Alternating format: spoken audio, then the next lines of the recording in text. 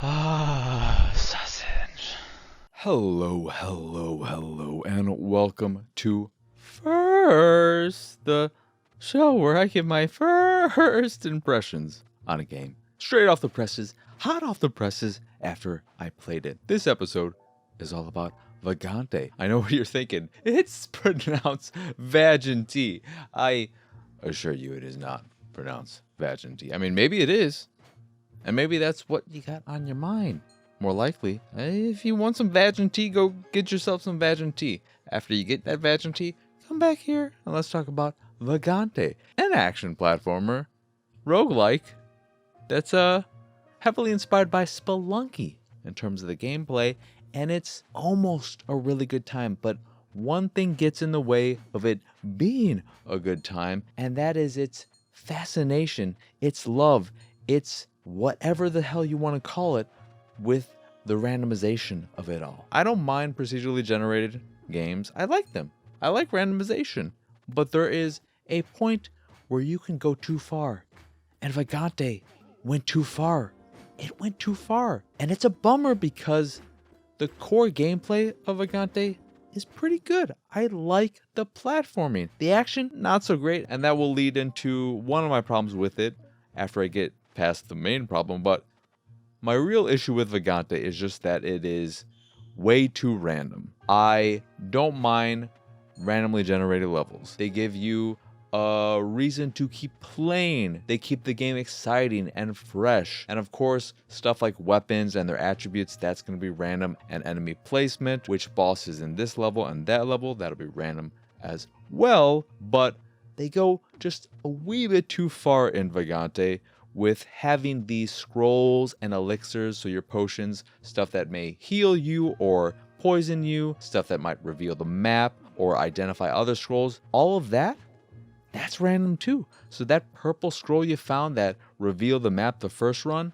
that's not guaranteed to do the same thing your next run, and so on and so forth. And for whatever reason, like 5 runs in a row, the first potion I found would always reveal the map, and I was like, wait, is it random in terms of what color does what, but the order is always the same? But that was quickly squashed. I mean, not quickly, 5 runs it kept doing that. But the craziest part about the randomization, and why I don't like it with the scrolls, sure, it's not the biggest deal that I have to relearn what things do between runs. The thing I don't like is that in similar games where most of your run is new every single time and you're starting from scratch every single time, you're at least keeping that gained knowledge of, okay, this particular ingredient will poison me or give me some kind of benefit. So when you're cooking in something like Don't Starve, etc., you know that this particular item will always provide you with this attribute when you mix it with another element, etc., stuff like that.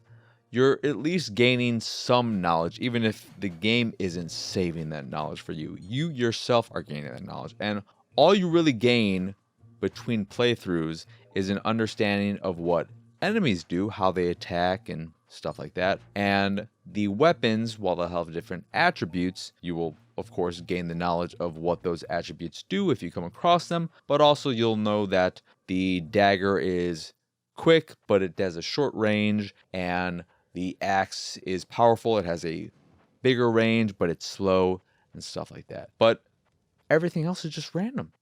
Every single thing is random. And it's crazy to me because they go so far with the randomization that even music you unlock, because the only thing that carries over between runs, the only persistent thing you do unlock that stays with you between runs, is this leveling system that unlocks new backgrounds, which are basically starting attributes and starting bonuses and sometimes negatives to go along with those bonuses. So you might be able to start a run with +2 strength but -2 intelligence, or +5 healing at the bonfires, which you are able to rest at between levels, because each area, you start in the cave and then you move to the forest, each area is broken up into 3 levels. You'll get those that you unlock over the course of playing and leveling up, as well as new starting classes. I believe there are 3 classes you can unlock in that sense, and then new music and a new mode or 2. But that's it in terms of persistent unlocks. The thing that blows my mind is that you unlock this new music, So I unlocked a new track for the cave area, and the default track, the starting track, is pretty dull, kind of sleep-inducing, and I wasn't a fan of it, nor were the people who were watching me stream the game a fan of it.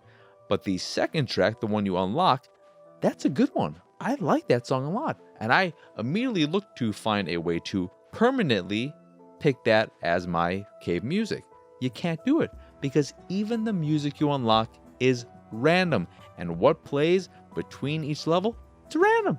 It's all random. That is when I realized that the game is just obsessed with providing you with the freshest and most random experience between runs. And for some, this is going to be really exciting. It's going to give you a reason to play it over and over and over again, because each run will be basically new. But for me, after I played the game for 4 hours, I got pretty bored with it and annoyed with it, because I didn't feel like I was gaining anything between runs. I wasn't gaining any new knowledge, and what would have kept me wanting to keep playing, the big thing that would have made up for this excessive amount of randomization, is strong action. But that is not Vagante's strong point gameplay-wise. The platforming feels really good. I like the platforming, I like the jumping, and I like the look of it. It's got nice pixel graphics, but the action is okay. It's okay, but it isn't that satisfying. I don't feel that capable. This isn't Dead Cells. This isn't even Rogue Legacy. It's a little bit clunky, and it just wasn't satisfying taking on any enemy, especially the bosses, especially some of the bosses. Some are easier to cheese than others. There's this one tremor-like worm that is in one of the cave levels, because the cave levels consist of 3 potential bosses that may be in the first level, the second level, the third level. One of them is this tremor-like worm. One is a dude who really likes to pound the ground and make you fly up, who is annoying, but also kind of fun. And he also just likes to throw you around. And then a big old fat dragon. And the worm is really easy to cheese, but then that guy who likes to just jump and pound around can be a little bit annoying. And if the combat was satisfying, if I enjoyed fighting enemies, whether they be regular enemies or the bosses, I would have no problem with the randomization, because I would just enjoy playing the game and fighting enemies. But that's not there. So the world has to do a lot of the work, and the world just isn't interesting enough for me. Vagante is a good game. Don't get me wrong. I played it for a few hours and said, I'm annoyed with this randomization, and then came back a few days later and said, I kind of want to play some more. And then I played another hour and decided, nah, I'm good. And then I came back a few days later and I was like, maybe. And I kept coming back a few days and then a few days later. But no matter how hard I tried to get into it, the weak action and excessive randomization just kept putting up walls in front of me that I tried powering through. I really tried powering through. But for me, at least, it just wasn't good enough to make up for its deficiencies. But I do think if, after hearing this and knowing about the level of randomization going in, if all of that doesn't turn you off and you like the look of it, I would say it's worth checking out. It's only $15. It's on everything I played on Xbox, runs fine and all that jazz. And there is potential there.